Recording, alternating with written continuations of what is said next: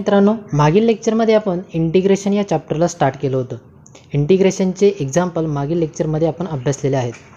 So आज आपण या लेक्चरमध्ये नेक्स्ट इंटिग्रेशनचा जो पॉईंट आहे तो आपण स्टार्ट करणार आहोत. तर आता इंटिग्रेशन सॉल्व करण्यासाठी आपल्याकडे 3 मेथड्स आहेत. तुम्हाला यावर्षी 3 मेथडचा स्टडी करायचा आहे. बघा, फर्स्ट वन आहे इंटिग्रेशन बाय सबस्टिट्यूशन, ठीक आहे. त्यानंतर सेकंड मेथड आहे बाय पार्ट्स आणि त्यानंतर थर्ड मेथड आहे बाय पार्शियल फ्रॅक्शन. अशा या 3 मेथड्सने आपल्याला इंटिग्रेशन सॉल्व करायचं आहे, ठीक आहे ना. आधीच्या लेक्चरमध्ये जे अभ्यासलं ते बेसिक इंटिग्रेशन होतं, त्यामध्ये आपण डायरेक्ट इंटिग्रेशन अप्लाय करायचो, ठीक आहे. प्रत्येक टर्म सेपरेट करायचो आणि मग इंटिग्रेशन अप्लाय करायचो. बट काही फंक्शन असे असतात की ते डायरेक्ट इंटिग्रेशन सॉल्व करता येत नाही, ठीक आहे ना. डायरेक्ट इंटिग्रेशन अप्लाय करता येत नाही. मग त्यावेळेस आपल्याला अशा मेथडचा म्हणजे सबस्टिट्यूशनचा किंवा बाय पार्ट्स किंवा पार्शियल फ्रॅक्शन या मेथडचा आपल्याला उपयोग होतो, ठीक आहे. तर आपण डायरेक्टली मेथडनुसार एक्झाम्पल बघूया. फर्स्ट आहे इंटिग्रेशन बाय सबस्टिट्यूशन, तर ती मेथड आपण बघूयात. आता इंटिग्रेशन बाय सबस्टिट्यूशन ह्या मेथडचा स्टडी करण्यासाठी आपल्याला इथे बुकमध्ये एक थेरम दिलेला आहे, जो थेरम आपल्याला पुढे एक्झाम्पलमध्ये यूज होणार आहे, ठीक आहे. थेरम जरी थोडासा किचकट दिसला असला तरी तो टॉपिक हा जो थेरम आहे हा खूप इझी आहे. पुढे एक्झाम्पलनुसार ते आणखीन क्लिअर होणार आहे. बघा, मी आधी रीड करतो, व्यवस्थित समजून घेण्याचा प्रयत्न करा. थेरमचं स्टेटमेंट काय आहे बघा. If x is equal to phi of t is a differentiable function of t, then integration f of x into d of x is equal to integration f of phi of t into phi dash of t into d t, ठीक आहे. या पद्धतीने हे statement आहे. आता basically होतं काय बघा, ज्यावेळेस आपल्याकडे integration of F of x into d x या पद्धतीची टर्म असते, त्यावेळेस आपण एक्स या टर्मऐवजी आपण फाय ऑफ टी पुट करणार आहोत, ठीक आहे ना. म्हणजे एखादं कॉम्प्लेक्स फंक्शन असेल आणि ते जर सॉल्व करायचं असेल किंवा त्याचं इंटिग्रेशन जर अप्लाय करायचं असेल तर एखादी सिम्पल टर्म आपण कन्सिडर करतो, तिचा डेरिव्हेटिव्ह घेतो आणि ती डेरिव्हेटिव्हची टर्म आपल्यावरती जे एक्झाम्पल आहे, जे क्वेश्चन आपल्याला विचारलेला आहे त्यामध्ये ती टर्म असली पाहिजे, ठीक आहे ना. बघा, मग आता इथे प्रूफमध्ये बघा, x is equal to phi of t ही टर्म कन्सिडर केली आणि ही डिफरन्शिएबल फंक्शन ऑफ टी आहे, म्हणून आपण ती कशी लिहू शकतो, तर d x upon d t is equal to phi dash t, ठीक आहे. आपण सिम्पली या फंक्शनचा डेरिव्हेटिव्ह घेतला विथ रिस्पेक्ट टू एक्स, ठीक आहे, कारण हे गिवन आहे. बघा, हे जे स्टेटमेंट आहे ते गिवन आहे. If x is equal to phi of t is a differentiable function of t, then नंतरचं स्टेटमेंट या पद्धतीने आहे, ठीक आहे. सो एक्स हे टीचं डिफरन्शिएबल फंक्शन आहे, म्हणून आपण या पद्धतीने ते लिहू शकतो. आता पुढे काय होणार आहे बघा. Let integration f of x into d x is equal to g of x. म्हणजे इंटिग्रेशन एफ ऑफ एक्सचं जे इंटिग्रेशन आहे एफ ऑफ एक्सचं ते किती आहे, जी ऑफ एक्स आहे असं कन्सिडर केलेलं आहे, ठीक आहे. आणि जर असं असेल म्हणजेच काय, जी ऑफ एक्सचा डेरिव्हेटिव्ह किती असणार आहे, एफ ऑफ एक्स असणार आहे. चेन रूल बघा, by chain rule d of d t of g of x म्हणजे जी ऑफ एक्सचं डेरिव्हेटिव्ह घ्यायचं विथ रिस्पेक्टिव्ह टी. असं जर केलं तर आपल्याला काय भेटेल, derivative of g of x into d x upon d t with respective t. म्हणजे आधी काय करावं लागेल, जी ऑफ एक्सचा डेरिव्हेटिव्ह घ्यावा लागेल, म्हणजे जी of x with respective x आणि त्यानंतर ह्या एक्सचं इंटिग्रेशन म्हणजे d x upon d t, ठीक आहे ना. बाय चेन रूल यूज केलेला आहे तिथे. त्यानंतर त्याचं सोल्युशन किती भेटेल बघा. Derivative of g of x, g of एक्सचा डेरिव्हेटिव्ह कॅल्क्युलेट होणार आहे, किती भेटणार आहे, तर एफ ऑफ एक्स आणि त्याला मल्टिप्लाय आहे d x upon d t. आणि एफ ऑफ एक्स म्हणजेच काय असणार आहे, तर f of phi of t, कारण x is equal to phi of t आपल्याला पुट करायचं आहे, ते जर आपल्याला गिवन आहे, म्हणून आपण इथे x is equal to phi of t ही टर्म इथे आपण यामध्ये पुट केली. आणि पुट केल्यानंतर आपल्याला f of phi of t into f dash of t या पद्धतीने टर्म भेटेल, ठीक आहे ना. फक्त एकची किंमत आपण किती पुट करणार आहोत, फाय ऑफ टी. ते आपलं गिवन स्टेटमेंट आहे, गिवन टर्म आहे आणि ती टर्म आपण इथे पुट केली फक्त, okay. Then by definition of integration g of x is equal to integration f of phi of t into phi dash of t. म्हणजे आपण काय केलं की ज्यावेळेस आपण जी ऑफ एक्स म्हणजे या टर्मवरती इंटिग्रेशन अप्लाय केलं आणि इंटिग्रेशन अप्लाय केल्यानंतर आपल्याला ही टर्म भेटणार आहे. डेरिव्हेटिव्ह आणि इंटिग्रेशन ही टर्म कॅन्सल होऊन बघा इथे जी ऑफ एक्स होतं, जी ऑफ एक्सला कोण अप्लाय आहे, derivative apply with respective T. आणि आपण आता इथे इंटिग्रेशनची डेफिनेशन अप्लाय करत आहोत, म्हणजे थोडक्यात इंटिग्रेशन अप्लाय करत आहोत. आणि मग ज्यावेळेस मी इथे इंटिग्रेशन अप्लाय करेल बघा, ज्यावेळेस मी इथे इंटिग्रेशन अप्लाय करेल आणि त्यासोबत इकडे देखील इंटिग्रेशन अप्लाय होणार आहे आणि मग इंटिग्रेशन आणि डेरिव्हेटिव्ह कॅन्सल होऊन फक्त g(x) ची टर्म शिल्लक असेल, ठीक आहे ना. आणि ह्या साईडला पूर्ण साईडला इंटिग्रेशन अप्लाय होणार आहे, ठीक आहे ना. म्हणून आपल्याला इथे g(x) is equal to integration f(phi)t into phi' into dt या पद्धतीने टर्म भेटली, ठीक आहे. आणि g(x) म्हणजेच काय आहे, इंटिग्रेशन ऑफ f(x) आहे, ठीक आहे. म्हणून integration f(x) into dx is equal to integration f(phi)t into phi' into dt या पद्धतीने हे टर्म भेटणार आहे, ठीक आहे. लक्षात येते बघा, एकदम सिंपल आहे.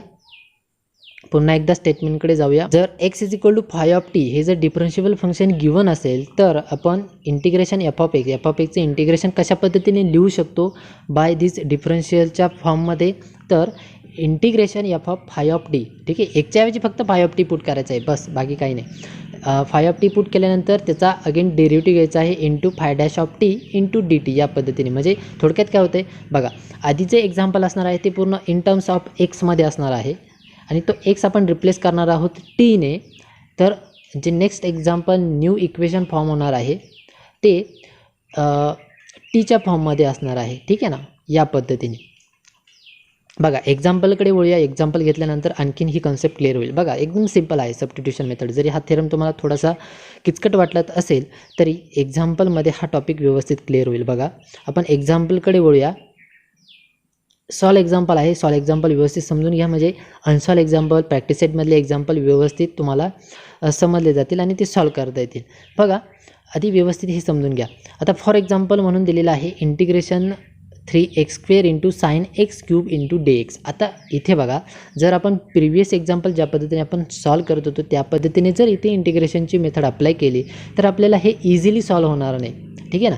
इथे साइन x³ आहे म्हणजे ट्रिकोनोमेट्रिक फंक्शन यूज झालेलं आहे आणि जर ट्रिकोनोमेट्रिक फंक्शन जर यूज झालं असेल तर आपण ट्रिकोनोमेट्रिक फंक्शनची जी काही आयडेंटिटीज आहेत, काही रूल आहेत ती आपण यूज करतो आणि मग इंटिग्रेशन आतमध्ये अप्लाय करतो, ठीक आहे. पण आपल्याला पुढे इंटिग्रेशन सॉल्व करण्यासाठी काही मेथड्स आहेत, त्या मेथड्स अप्लाय करायच्या आहेत.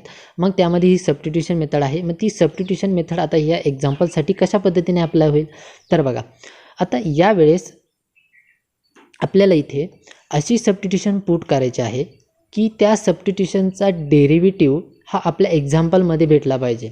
हे लक्षात घ्या, हे सेंटेन्स खूप महत्त्वाचं आहे. काय की आपल्याला ह्या एक्झाम्पलमधून अशी एक टर्म निवडायची आहे की त्या टर्मचा डेरिव्हेटिव्ह घेतल्यानंतर तो डेरिव्हेटिव्ह आपल्याला पुन्हा ह्या एक्झाम्पलमध्ये मिळाला पाहिजे. लक्षात येते बघा.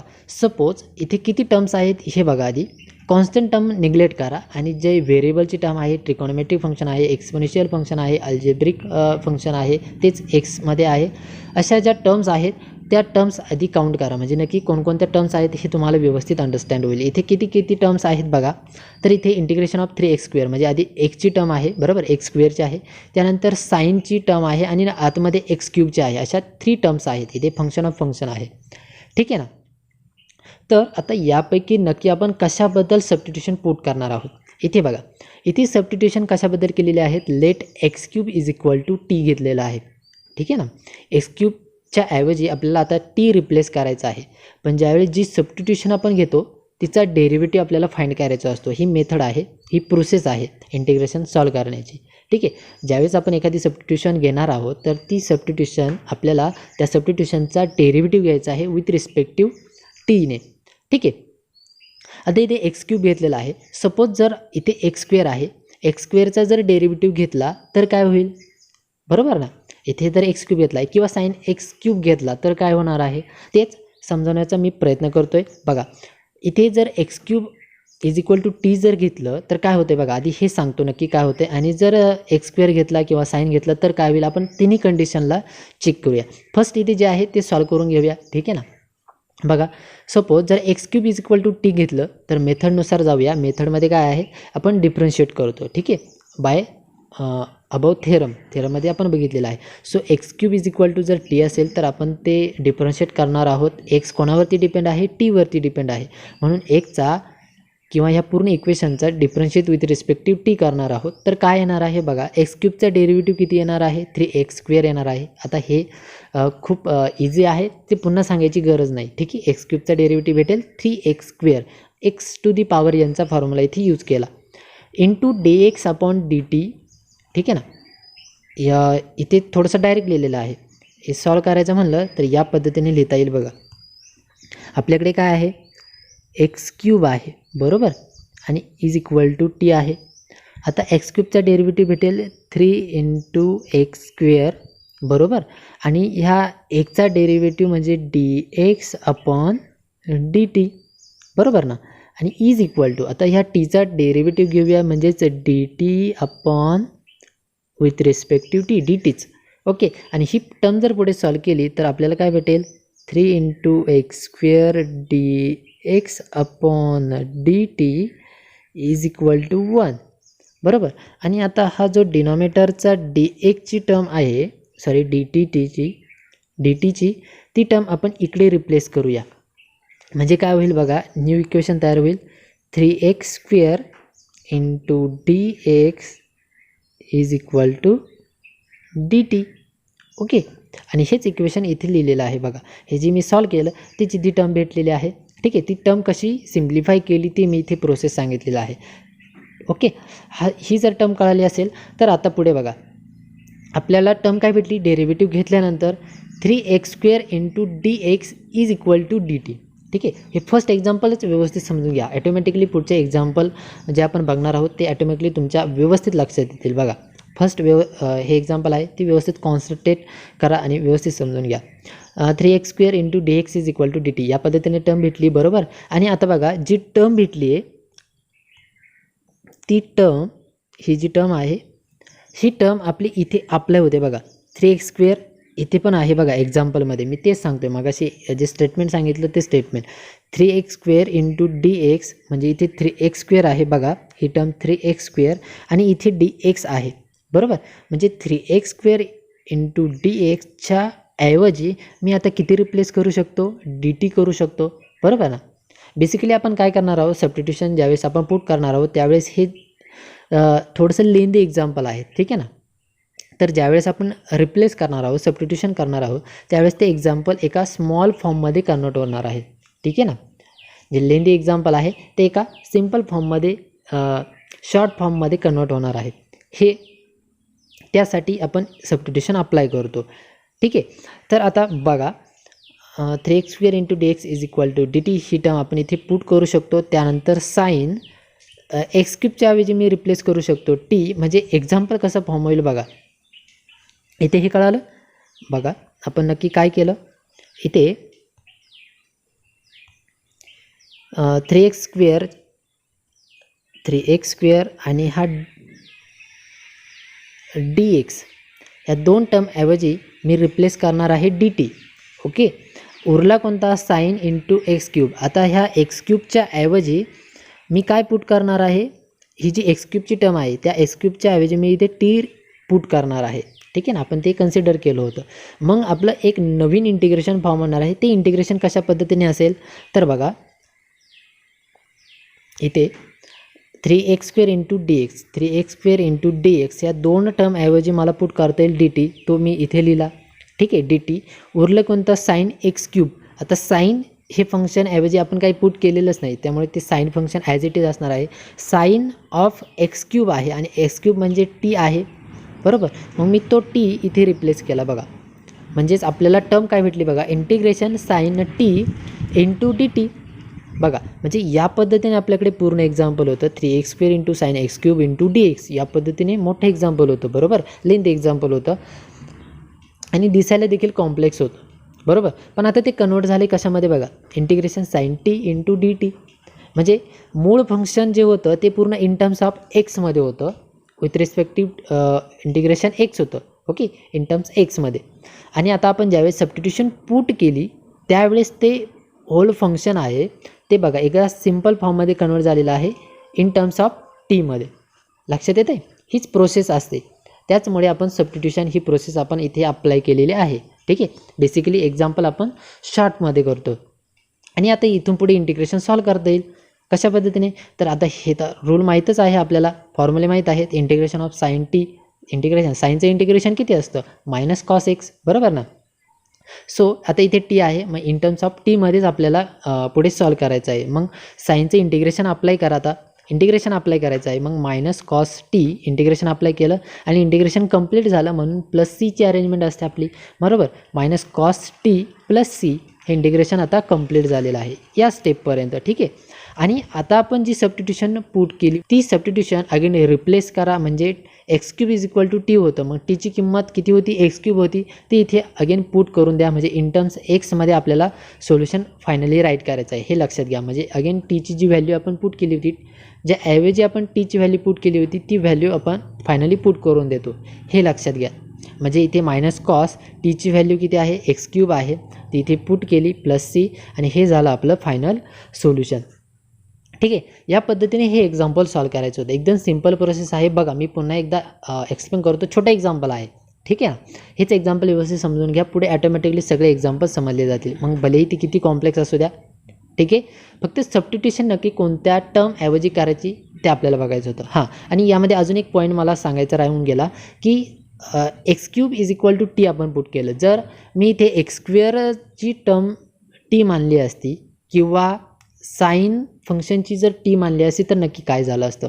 बघा मी मगाशी जे स्टेटमेंट सांगितलं ना ते खूप IMP आहे, ते व्यवस्थित तुम्हाला लक्षातच ठेवायचं आहे. काय की आपल्याला अशा फंक्शन किंवा अशी टर्म चूज करायची आहे टीसाठी की त्या टर्मचा डेरिव्हेटिव्ह ज्यावेळेस आपण घेणार आहोत तो डेरिव्हेटिव्ह आपल्या एक्झाम्पलमध्ये पाहिजे, ठीक आहे ना. दॅट मीन्स काय, बघा इथे x cube is equal to t मी पुट केलं, एक्स क्यूबचा डेरिव्हेटिव्ह घेतला 3x square dx into dt, ही टर्म भेटली, आणि ही टर्म कुठे आहे, आपल्या एक्झाम्पलमध्ये भेटते. बघा इथे 3x स्क्वेअरची टर्म आहे आणि इथे dx आहे, ठीक आहे ना.